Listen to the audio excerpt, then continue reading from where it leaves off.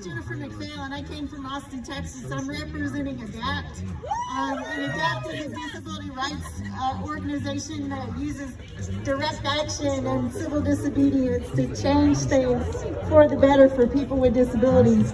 The main thing that we work on is trying to make sure that people get home and community-based services, which are long-term services and supports that allow people like me with disabilities to receive assistance to live at home. My friend Nikki does that work for me, and she comes in every day and makes sure I'm able to start my day independently and get down to bed at night. And I know that I'm one of the fortunate ones. There are a lot of people that need the same services like me that are not able to get them because community-based services are not an entitlement, but institutional services are. And a majority of the people who have died of COVID have died in congregate settings. And they're often hear language used to describe their situation as though their death was inevitable. And that's just not true. People with disabilities are living in the community everywhere across the country and are not thought of as an asset when we're discussing these issues, at least by our leaders. Our leaders are talking about our grandparents and our mothers and fathers, our sisters and brothers, and other siblings who don't identify with specific gender as though we're expendable, and we're not.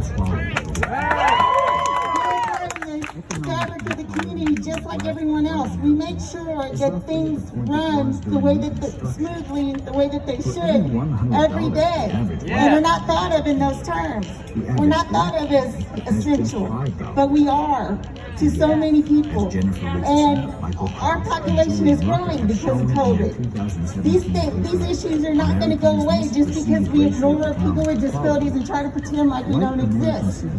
Our rights are on the chopping block just like everyone else's. And we fit all the other minority groups as well, so that there are many of us with different designations that compound the issue. We're still facing racism, we're still facing sexism and all the other isms that you can think of, but we're left behind because we're thought of as expendable when we're talking about public policy.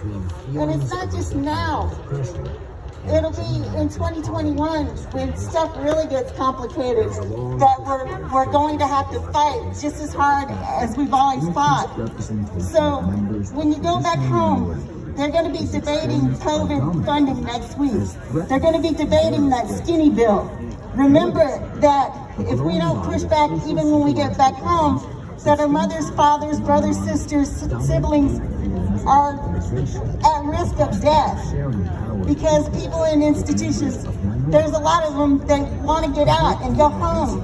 We've had people, we have a program that ADAPT pushed for called Money Follows the Person. And we've had people that are 100 years old that go back into the community using the funds that they would have used in the institution.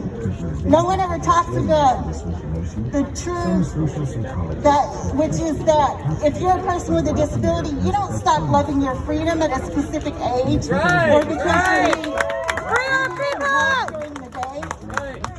You don't turn 99 and say, well, I don't care anymore.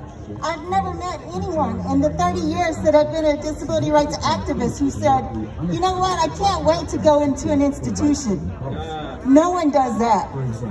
So just remember that we need community-based services available to people who want it and need it because it's deserved.